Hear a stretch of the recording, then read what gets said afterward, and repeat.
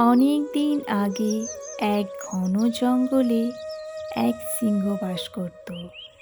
একদিন সিংহটি জঙ্গলে খাবারের খোঁজে ঘুরছিল।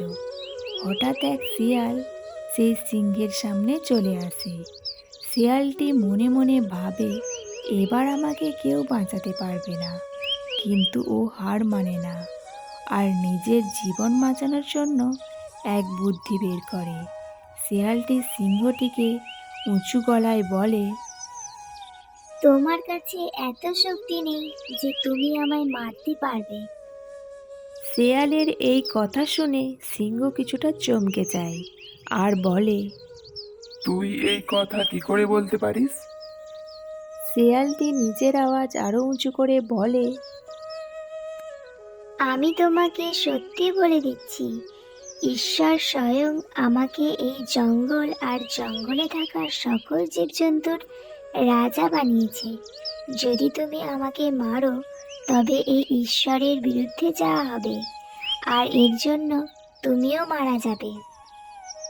কিছুক্ষণ চুপ থাকার পর শিয়ালটি আবার বলে, যদি তোমার বিশ্বাস না হয় তাহলে আমার সাথে জঙ্গলে ঘুরে আসতে পারো।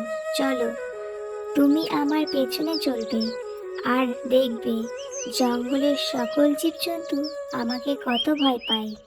সিংহটি শিয়ালের কথায় রাজি হয়ে যায়। শিয়ালটি ভয় না পেয়ে সিংহের আগে আগে চলতে থাকে, আর শিয়ালের পেছনে সিংহকে চলতে দেখে জঙ্গলের সকল জন্তু জানোয়ার ভয়ে পালাতে থাকে। কিছুক্ষণ জঙ্গলে ঘোরার পর শিয়ালটি সিংহটিকে প্রশ্ন করে, তোমার কি আমার কথার উপর বিশ্বাস হয়েছে? কিছুক্ষণ চুপ থাকার পর সিংহটি বলে, হ্যাঁ, তুমি ঠিকই বলেছ। তুমি জঙ্গলের রাজা। এই কাহিনী থেকে আমরা এটা শিক্ষা পেলাম, পরিস্থিতি যতই বিপরীত হোক না কেন, আমরা আমাদের বুদ্ধির সঠিক ব্যবহার করে ওকে আমাদের পক্ষে আনতে পারি। আমাদের কাছে প্রত্যেক সমস্যার সমাধান করার শক্তি আছে। এটা তখনই সম্ভব হবে যখন আমরা বিপরীত পরিস্থিতিতেও আমাদের ধৈর্য হারাবো না।